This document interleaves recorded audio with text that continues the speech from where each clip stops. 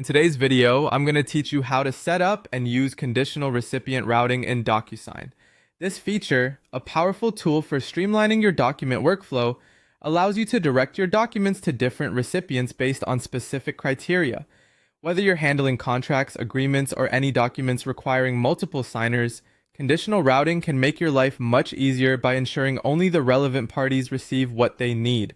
Let's start by opening up your Chrome browser and logging into your DocuSign account. Once you're logged in, you'll want to either create a new template or retrieve an existing one that you're ready to edit. Templates are a great way to save time on repetitive document processes, and they serve as the foundation for adding in those dynamic routing elements we'll discuss today. After selecting or setting up your template or envelope, move on to the recipient section. This is where things start to get interesting. Add the names and email addresses of all the potential recipients you have in mind for your envelope. You might be sending to a few, or perhaps you have a long list of possible signers, but that's okay. Just make sure all potential recipients are included at this point. Next, we'll enable the conditional recipient rules. This feature allows you to determine which recipients will receive the document based on the conditions set. Essentially, you're creating scenarios where the flow of your document changes depending on the input received from initial signers or other pre-established criteria. Think of it like branching paths in a choose-your-own-adventure book, but for documentation processes.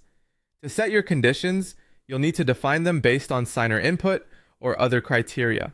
For example, maybe you want a document to go to one department if a certain checkbox is selected or a particular field is completed in a certain way.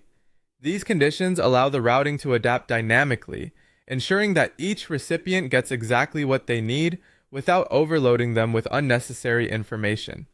Once all your conditions and recipients are in place, it's time to save your work. Make sure everything is accurately set up before proceeding. With everything saved, you can now send the envelope.